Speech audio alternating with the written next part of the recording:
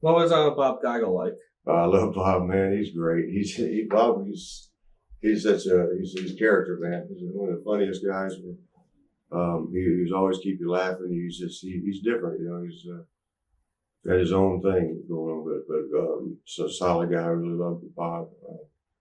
He had a way of when things were bad, he'd just come by and say one or two things and make you feel better. And or if you were riding too high, he'd say the right things to get you back down. And Bob was eccentric. He was definitely a character. Good guy, super guy. Yeah. Then you ended up going over to All Japan in 1985. That was Harley hooked me up with that one. Okay. He, I was wanting to go over there. I heard so much about it. And that's why I mentioned Harley. And Harley was. I get on Harley stories. I'll be here for a while. But he, he's. Don't worry, kid. I'll get you right over there. And like the next tour, yeah, he was over there. It was funny, man. It was my first, I was nervous, because I've been in the business 1 year. And then I'm over here in Japan.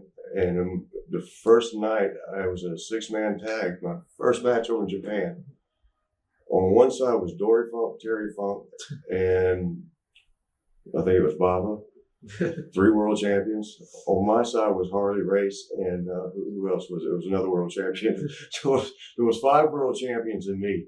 And who do you think, who's going to get the hell beat out in that one? But I just remember, oh my God, there's all world champions here. Can't remember who else was with me, Harley. And was it? It was another, whoever it was. Maybe it was one of the Japanese guys. It was 5 to 6 guys were world champions. 5 world champions and 1 scrub. Absolutely. Nobody knows who he is. But that was just interesting when it started out. But this style, man, wow. I mean, Harley said, kid, just keep your mouth shut and watch and listen and learn. And so I had no choice. I couldn't understand what the hell they were saying anyway.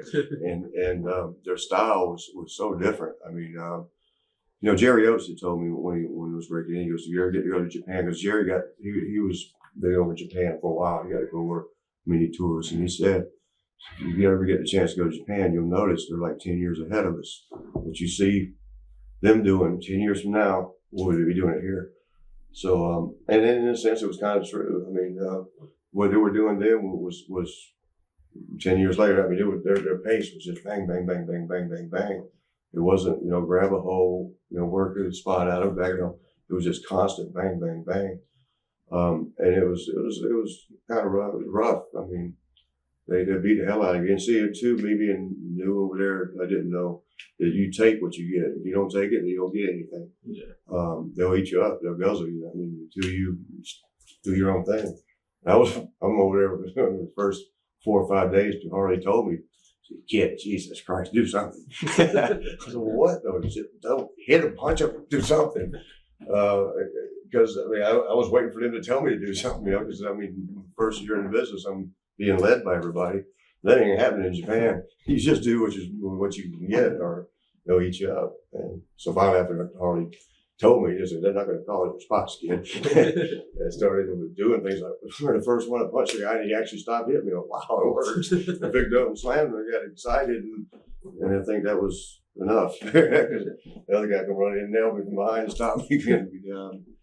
But I'll tell you what, real quick while we're on it, the Harley story. I love this. Harley, you hear, everybody's been around the business, Harley stories. We were in a restaurant eating over there, and it was probably midway through the tour, starting to get run. That was a 4-week tour. It was, and we worked every day. It was 28 days. So I think we had actually 1 day off in the middle. And so it was 27 out of 28 days we worked. And it was about the middle of it, going through the second half. We were kind of run down. And, who was over me?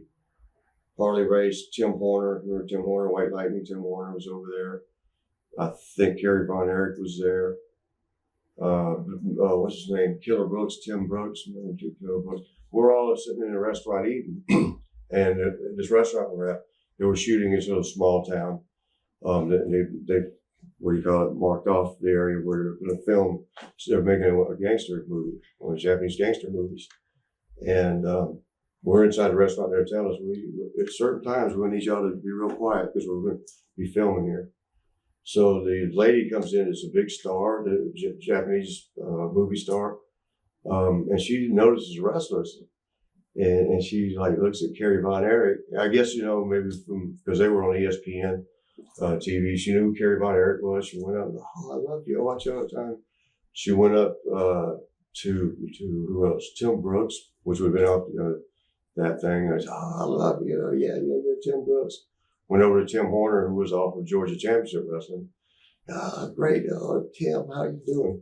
Tim, if you remember, way back in the day, had got a pinfall on Hawk, and I think it was a singles match. It had to be a singles. He got a pinfall on Hawk, and he was like a big hero over there in Japan because the Road Warriors were monsters. And this guy got a pinfall on him. So she was going off about that. Oh, you beat Hawk. You beat that Road Warrior Hawk. He's hitting all these guys. Now, here's me and Harley sitting over here. Harley's a legend. She walks up and looks at him. She goes, I don't know who you are. And I was like, oh my God. and he didn't say a word. He just looked at her in his face. Harley don't say a whole lot when he gets hot. But his face got red. And he just kept eating. And so then they were like, and Harley too, keep in mind, all these people from the town are coming up to watch the film. Harley was, not that he won't sign autographs, but he was tired. He wouldn't sign them this day. So they're telling us, okay, it's a countdown. Be quiet, fellas. And Harley elbows me inside. Watch this, kid. We'll see who the star is. So they count down and they start filming. 3, 2, 1, all right, go. And what they're supposed to do, this lady's walking out the front doors of the place with somebody in arm, and there's like a limo, gangster limo drivers and all this out in front.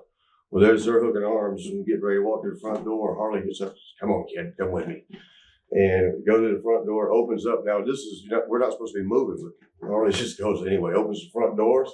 And all the people that are from the little town there, they see Harley, and he stands in there, and they just start going crazy. Harley, all these Japanese people, probably about 300 people surrounding this thing. Harley, Harley, and he just kind of looks at me, goes staggering down to the gate, and starts signing autographs. They have, God, what the hell is going on? Who's that? We're standing right next to Harley. He looks at me and goes, who's the star now, Benny? It's disrupted their whole filming thing. But that's just one of Harley. There's a billion Harley stories. Who did you learn the most from in Japan as far as Japanese wrestlers go? There was a Tiger Mask, a guy called Tiger Mask. That's where when I saw him, I really started liking that high flying, flips, crazy, twist, turns, jumping off the rope, sideways stuff. And I had to work with him one match, and I was amazed at how the stuff he did. It was so light. I mean, I never forget, because the guys I'd been working with up to that time, even the first year I visited up in Kansas City, they were snug, and they didn't do a whole lot of stuff. And here's this guy that does crazy stuff, and just barely feeling. And it was impressive as hell. So after I worked with him that once, I watched all of his matches and writing notes like, how the hell did he do that? I was trying to some of it I didn't know how to write it down. So what did he just do? He just went to the top rope, flipped over, but held on and I don't know what the hell. I tried to draw pictures and diagrams what he did, so I go back and practice it. But Tiger Mask would have been it for me. So that's when you first started seeing the high flying stuff. Yeah, when I saw him do that, that was like, yeah, that's what I want to do. Were there any guys on the Japanese side that you didn't like working? Ricky Toshi, I think it was in. Not that I didn't like him, he just chopped so damn hard it hurt. No, they were all good. Okay. What did you learn? Ricky. Whatever it was, he chopped too hard. How did Giant Baba treat you? Did you deal with him much? Yeah, he was in that one. I almost got in trouble with him because he was getting older and not quite as athletic as he might have been in his younger days. He's like 7'4" or something. He had bring that big boot up. I remember during that match with the 5 world champions, he shot me in and brought that boot up, and I come running hard, I almost knocked him over. And I remember, I didn't think much of it. I thought, shit, you shouldn't try to do that move. You can't do it. But then I looked over at Harley, just shaking his head at me. Jesus, kid. Knocking down a legend. But Bob was cool. He's a super nice guy, man. How come you didn't go over to Japan more?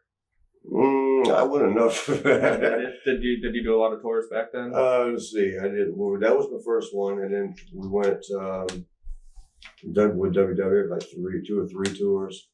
Went with one, like, and I don't remember who the heck it was with. I think Pat Tanaka might even set that one up for me. But yeah, I loved it over there. I mean, I love working over there. I love the culture over there. Now though, I mean, there's with the some of the styles over there, the shoot fight styles. I don't think I could do that. Not at this point in my career. I need to save whatever I got left. But Tanaka tried to get me to go here. Pat Tanaka he wanted me to go about 6 months ago, 8 months ago. He said, I love Pat to death. Pat's like my best friend. But it's real hard to tell when he's telling the truth or not. I think if you were listening to Pat talk all day long, he might accidentally slip some truth in somewhere, and it's just hard to figure out when that was, But he told me he was booking for him over there, and so he was going to get me over, and he was going to give me this large amount of money. I think it was like $5,000 a week for a 4-week tour, which I was okay. I need the money. Let's do it. And then he called me back. He says, I just brought Chris Candido over, and he was all messed up. Sorry about that, Chris. I'm just telling you what Pat said. It's probably not true anyway. but he said, I just brought Chris over, and he was all messed up. And so now the heat's on me. So don't tell him I called you, says you can come over here, send the tape. So now we're in WWF and everything else in the world now. Send the tape to whoever he gave me a name. And I was thinking, well, send the tape to WrestleMania 4, 5, 6, 7, 8, 9, Survivor Series, all these things, SummerSlams, send the tape. He goes, well, there's some new guys. He goes, that aren't really involved with wrestling. They bought the company. They may not know who you are. And they didn't know. I don't think they knew who Pat was. They didn't know what the deal was, but. It was funny. I didn't end up going because I figured Pat. I just like, you know what? Damn it, Pat. I'm sorry. I was just saying, Pat. I told Pat one of the drawbacks I didn't want to go over there for that 4-week thing is so which company are you working with and what style are they doing? That kick ass style or are they working? And he goes, it's a little of each. So I was like, damn man, let's see, 4 weeks. He says you'll work 5 times a week. So he's 20 matches or whatever it was. I remember him. I ended up not saying that's a lot. That's a lot. They're going to be putting the boots to us pretty hard. And I remember he was like, "No, it'll be fine." But they ended up doing it. About 3 weeks later, he called me. He was back in Tampa. He had shattered his shoulder blade. So somebody tried to superplex him or something off the top rope. Just threw him some certain way and landed and shattered his shoulder blade. Which may be true, maybe not. I don't know.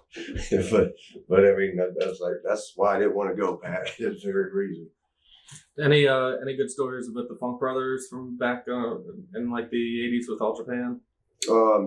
Terry was amazing to watch because I mean I think he brought out the best of everybody he worked with. That was something different too over in Japan that you couldn't do in the United States. You get sued right out over there, you can smack the fans, and Terry would go right through. A lot of them did. There was Tiger Jitsing. He had a little sword. He'd walk through and just whack the hell out of people. Stan Hansen had a rope with a bell, and if they didn't get out of the way, he'd nail the hell out of them with that bell and that rope. And Terry Funk too, and he'd come right through the middle and just throw the chairs everywhere. And that people, it was like Godzilla coming through. Everyone, and they just I'd scoot out, leave, take off running, and. I was so intrigued with that. I was like, wow. And I told Harley, I said, can I do that? He looks at me. He's just kind of giggling. Harley, you can't get Harley to laugh. I seen him almost smile once. And I said, Harley, why don't you ever smile? And he looked at me and says, the last time I smiled, kid, cost me $250,000. What? It's my ex-wife. So you see, you just can't get a smile out of him. And but this one, when I asked him, could I go through? Hey, can I do that too? Can I go through when I go to the ring? And he just looked at me, was kind of got a little bouncy. So I should have known right then and there that meant something. And he said, "Go ahead, kid." The next day, like I say, when they come through, when they go through the middle of the chairs, people scatter. And they chase them as people run from them. It's funny as hell. So I'd go right through the chairs, like go to. No, they wouldn't get up out of the way for me. They wouldn't get me the chair and fight me back with the chair. Nobody ran, nobody moved. Oh, damn. I had to go back around. I'm sorry, y'all, I didn't even mean that. Just went around and go up down like I was supposed to.